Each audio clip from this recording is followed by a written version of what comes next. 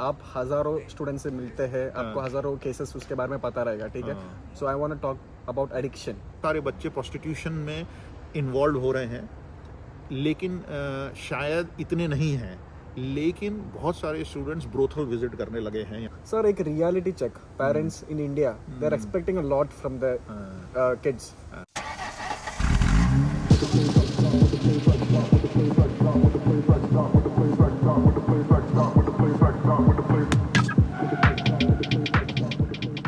Sir, मैं अभी safety के बारे में बात करना चाहता हूँ, क्योंकि बहुत स्टूडेंट्स नहीं आते हैं तो उनको जॉब नहीं लगता है, तो eventually they and up doing Uber Yeats and menu log, बिल्कुल राइट। एंड लाइक कार तो रहेगा नहीं, आते ही पैसा तो रहेगा नहीं कार लेने के लिए, नहीं। तो स्कूटी रेंट वगैरह लेके तो उबर ईट्स मेन्यू लॉग करते हैं। पर सर, सेफ्टी, हेलमेट का स्ट्रैप पहनना, शूज पहनना, ग्लव्स पहनना, विंटर है, ठंडी के लिए ग्लव्स पहनना, वो सब कितना इंपॉर्टेंट है सर, वो जो स्टूडेंट्स को आप बोलना चाहते हो? देखो, सेफ्टी तो हमेशा नंबर 1 ही होनी चाहिए। अच्छा, एक चीज़ और मैं बता दूं कि जो स्कूटी होती है वो छोटी होती है, उसके टायर भी छोटे होते हैं। वोलोंगोंग या कोई भी जगह होती है, ऑस्ट्रेलिया विंडी बहुत है, तो आपकी बाइक वाइक शेक कर सकती है। तो आपके पास प्रॉपर ग्लव्स और हेलमेट और सब प्रोटेक्शंस होने चाहिए, रिफ्लेक्टर जैकेट्स होनी चाहिए, ताकि आपको दूर से आप कोई देख सके। अगर आपका कोई एक्सीडेंट होता है तो एटलीस्ट यार जान है तो जहान है। तो आप, दूसरी बात ये, आप इंडिया में अपने अपनों को छोड़ के आए हो और यहाँ आके आप रिस्क ले रहे हो कि आप डिलीवरी में भी चप्पल पहन रहे हो। अब चप्पल पहनने में अगर आपका एक्सीडेंट होता है तो आपका पैर कुचल सकता है। तो अगर आप 6 शूज़ पहनिए तो आप सेफ्टी पे ज़्यादा पैसा खर्च करिए और रूल्स रेगुलेशंस को फॉलो करिए। अच्छा हेलमेट खरीदिए, क्योंकि कल आप सस्ता हेलमेट ले लोगे और फिर एक्सीडेंट में टूट गया, कुछ हुआ। और भाई सबसे बड़ी इंपॉर्टेंट चीज़ है, कोई भी जॉब करो सेफली करो, उसको हबड़ तबड़ में मत करो, क्योंकि आपका कोई वेट कर रहा है इंडिया में, और जहाँ जिस कंट्री से आप आए हो वहाँ आपका कोई एक लव्ड वन वेट कर रहा है। तो थोड़ा सेफ्टी तो ऑस्ट्रेलिया में नंबर 1 प्रायोरिटी है, हर जगह होती है। आप कहीं भी चले जाएंगे, देखिए यहाँ फेंस लगी होगी, यहाँ पर गार्ड्स लगे होंगे, तो आपको लोकल सेफ्टी हर जगह मेंटेन करनी है। चाहे आप रेस्टोरेंट के अंदर भी काम कर रहे हो कि वो स्लिपरी तो नहीं है, तो उसके स्लिपरी शूज़ आते हैं, आप क्लीनिंग में हो तो उसके स्पेशल, ये सब चीज़ का पूरा ध्यान रखिए। और इन सब चीज़ों के डॉक्यूमेंट्स आपको मिल जाएंगे कि क्या क्या सेफ्टी रूल्स हैं और क्या क्या गियर्स आपको खरीदने हैं, ये आपको सब वेबसाइट पे अवेलेबल है। सर, मैं बोल रहा था कि मैं सोच रहा था अभी जस्ट आप जब बोल रहे थे, 1 घंटे का पे $23-24 मिनिमम रहेगा, ओके। उबर ईट्स मेन्यू लॉग का एक डिलीवरी $7-8 का रहेगा। वो उसके घाई के चक्कर में आप, अगर आप सेफली ड्राइव नहीं करते हो या सेफली स्कूटर राइड नहीं करते हो, you have to spend thousand and thousands of dollars for your safety sir. तो हमेशा सेफ्टी की नंबर 1 प्रायोरिटी रहना चाहिए। मैं जो भी आते हैं उनको भी बोलता हूँ। हाँ, इसको एक ही लाइन में बोल सकते हैं, जिसको अक्सर बोला जाता है, पेनी वाइज पाउंड फूलिश। आप 25 सेंट बचाने के लिए 1 पाउंड का खर्चा करने को तैयार हो, तो मेक श्योर कि आप पूरे सेफ रहें। और मैंने कई बार फोटोज़ खींची हैं बच्चों की, जब वो डिलीवरी करते हुए दिखते हैं मेरे को। इट्स अ हार्ड जॉब, बरसात भी हो जाती है, अपने आप को पूरा कवर करिए। आप मेडिसिन भी लेते रहिए, क्योंकि ठंड एकदम घुस सकती है, तो अच्छे से स्वेटर वेटर अंदर से पहनिए और स्लो एंड स्टडी रहिए। ज़्यादा ये नहीं कि एक डिलीवरी के बाद दूसरी पकड़नी है और सब सेफ्टी भूल गए हो, क्योंकि अब आने वाले टाइम में आजकल एक्सीडेंट्स बहुत बढ़ रहे हैं। और स्कूटीज़ का खासकर, क्योंकि वो विंड में हिलती, जैसे मैंने बताया था, और कोई बहुत बड़ी गाड़ी एक साथ तेज़ी से जाती है तो आपकी थोड़ी वाइब्रेट करती है, या हाईवे पे करता है, तो थोड़ा सेफ्टी बहुत ज़रूरी है। तो सर, मुझे अभी इस टॉपिक पे बात करना है। मेरे को उस पर ज़्यादा आइडिया नहीं है, पर आप हज़ारों स्टूडेंट से मिलते हैं, आपको हज़ारों केसेस उसके बारे में पता रहेगा, ठीक है। So I want to talk about addiction. Okay, so video के पहले ही मैं और सर 1 घंटा बात किए बहुत ही टॉपिक्स के बारे में। अनफॉर्चुनेटली मैं वो शूट नहीं कर पाया। We are just having a normal conversation. But sir, addiction, smoking, vaping, I know sir, it's, I mean, everyone's individual life, but how can a addiction, I mean, destroy your life in a certain way? Like अगर आपको काम पे जाना है और उसके पहले अगर आप एडिक्शन की वजह से वो शिफ्ट कैंसिल कर रहे हो और आप घर पे बैठ रहे हो, सर बहुत एडिक्शन है आपको। आप तो बहुत स्टूडेंट्स को जानते रहेंगे personally, and I don't want you to name anyone, and it's all the private life. But sir, addiction कितना एक फैक्टर होगा इंटरनेशनल स्टूडेंट्स के अंदर, आई मीन, आप उसके बारे में कुछ कहना चाहते हैं? देखिए, सबसे बड़ी चीज़ ये है कि जब इंटरनेशनल स्टूडेंट यहाँ पे आता है तो एक आज़ादी सी मिल जाती है, कोई टोकने वाला नहीं, कोई रोकने वाला नहीं। अब तो जीले ज़िंदगी वाला हिसाब है। मैं तो इतने स्टूडेंट्स को जानता हूँ, वो जिन्होंने वीडियोस बनाए हैं कि ऑस्ट्रेलिया में आते ही everything is very open, but यहाँ के ऐसा मिलता नहीं है। और सबसे ज़्यादा क्या है, क्योंकि आज़ादी मिल रही है, कोई पूछने वाला नहीं है, कोई टोकने वाला नहीं है, तो सिगरेट्स क्या कहते हैं, वेपिंग जैसे आजकल सब लोग बच्चे पी रहे हैं, मतलब क्योंकि सबसे बड़ी चीज़ यही है कि जैसे वहाँ एक आज़ादी सी मिल गई है, आप बिंदास कुछ भी करो। लेकिन एडिक्शन इस सिर्फ स्मोकिंग का ही नहीं हो रहा है, ड्रिंकिंग का बहुत हो रहा है।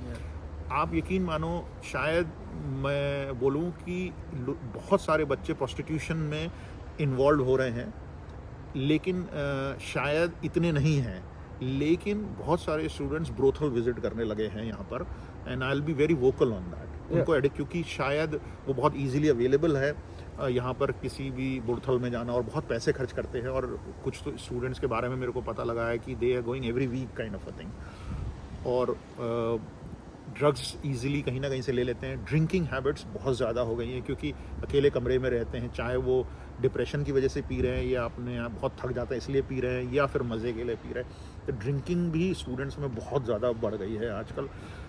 आप ये सब चीज़ें देखिए, यंग एज में सभी लोग करते हैं, लेकिन आप कोई भी चीज़ को लिमिट से बाहर मत करिए।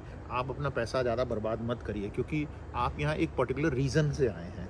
जब आप एक बार सेटल हो जाएं, सब कुछ हो जाए, तब आप अपनी एक इजी लाइफ जी सकते हैं। लेकिन अभी आपको इन चीज़ों में अपना ना तो पैसा बर्बाद करना है, ना बॉडी बर्बाद करनी है, क्योंकि मैंने ये देखा है कि बहुत सारे स्टूडेंट जब यहाँ से वापस अपने घर जाते हैं और जब वो अपने मेडिकल चेकअप्स कराते हैं, तो बहुत सारी प्रॉब्लम्स निकलती हैं। राइट। तो you are harming your body. तो क्या हो रहा है कि आप सुबह काम करते हो, शाम को आप दारू वारू पी लेते हो, या कोई भी ड्रिंकिंग कर लेते हो, या स्मोकिंग करते हो। खाना आप उस तरह से नहीं खाते हो जितना आप घर में खाते थे, तो आप एक तरह से बेसिक खाना खाते हो, जैसा मिला खा लिया, यू नो। तो ड्यूरिंग 6-7 मंथ्स जब ये सारे फैक्टर्स मिलेंगे, तो आपकी जो बॉडी अंदर से डिटेरियोरेट होगी, उसको दोबारा से रैंप अप करना बड़ा मुश्किल होगा।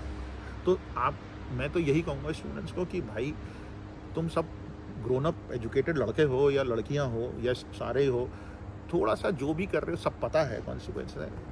एक चीज़ हमेशा ध्यान रखा करो, अपने हमेशा घर वालों के बारे में सोचा करो।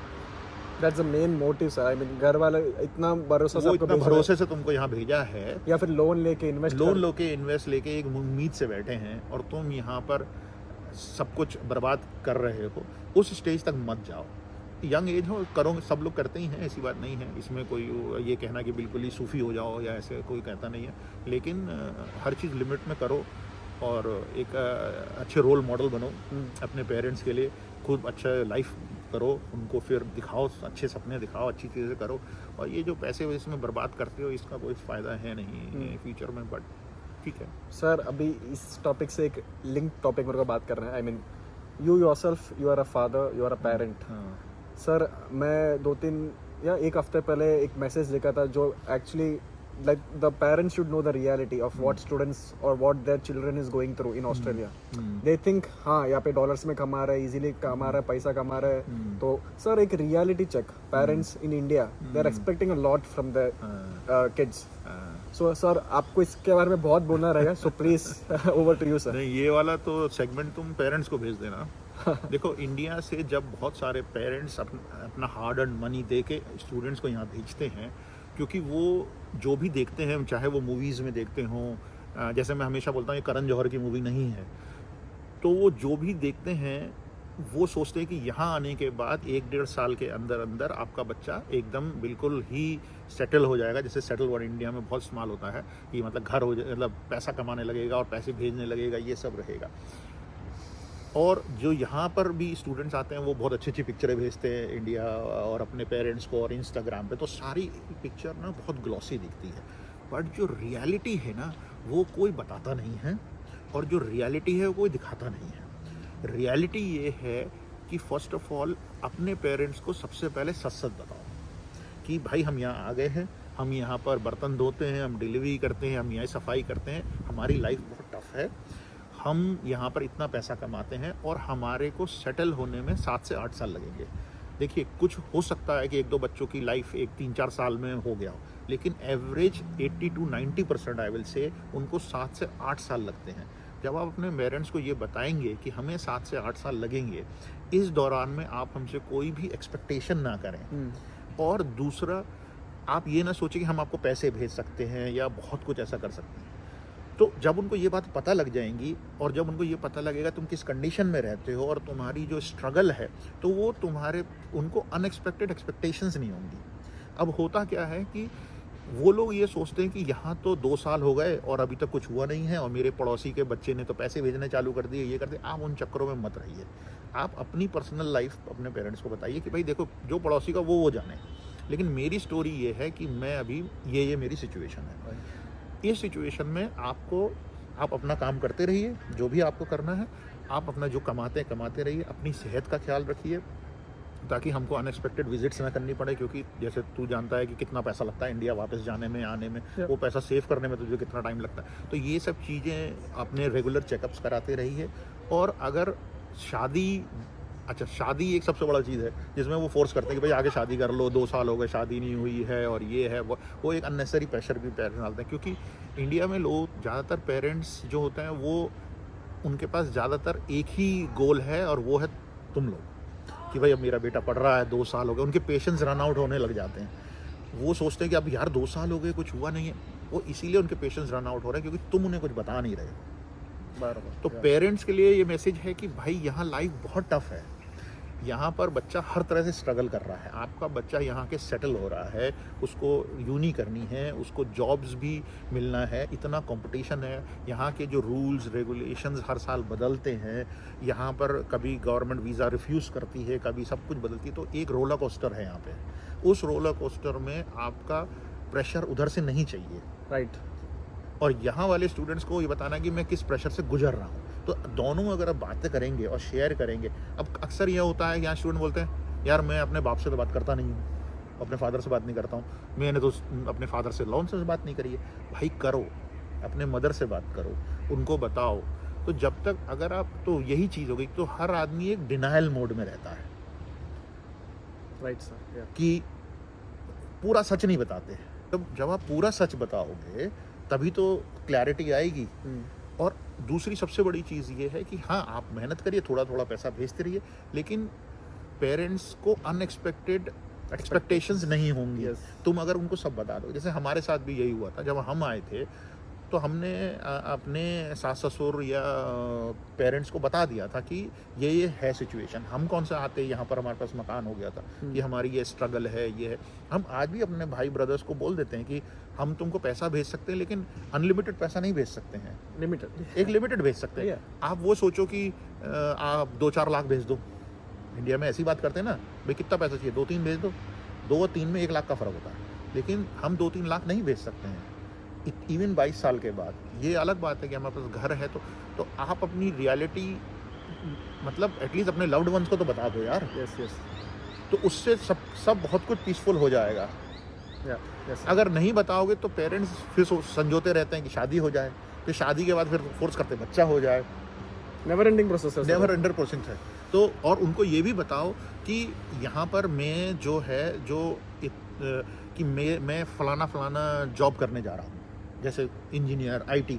इसमें मेरी सैलरी 100,000 रहेगी। इस 100,000 से मेरी किस टाइप की लाइफ होगी। आप उसको ये मत बोलिए कि मेरी 50 लाख रुपए सैलरी है। भाई 1 लाख में तो आज की तारीख में ऑस्ट्रेलिया में लोन भी नहीं देगा तुमको, कोई घर भी नहीं होगा तुम्हारे पास। तो जब तुम रेंट पे रहोगे, और रेंट आज की तारीख में हमेशा तो रहोगे नहीं शेयर्ड में। अगर शादी हो गई या अकेले तो घर भी लोगे तो $550 का मिलता है। तो सब मिलू के तुम्हारी जेब में इतना ही पैसा आने वाला है। तो पेरेंट्स को बोलो कि भाई मेरे पास इतने पैसे हैं और मैं इतने स्पेयर कर पा रहा हूँ, ठीक है ना। तो प्रॉब्लम वहाँ आ जाती जब अनएक्सपेक्टेड एक्सपेक्टेशन पेरेंट्स लेके बैठे हुए हैं, और वो गलती पेरेंट्स की नहीं है, वो इनकी गलती है। आप बता नहीं रहे हैं। तो मेरे हिसाब से आप बताइए, और आपके ही पेरेंट्स हैं। Yes sir. तो बात करने में कोई प्रॉब्लम होनी नहीं चाहिए, जहाँ तक मैं सोचता हूँ, और छुपाना नहीं चाहिए, क्योंकि यहाँ की हार्श रियलिटी एक दिन आपको वापस हॉन्ट करेगी, इट बाइट यू बैक।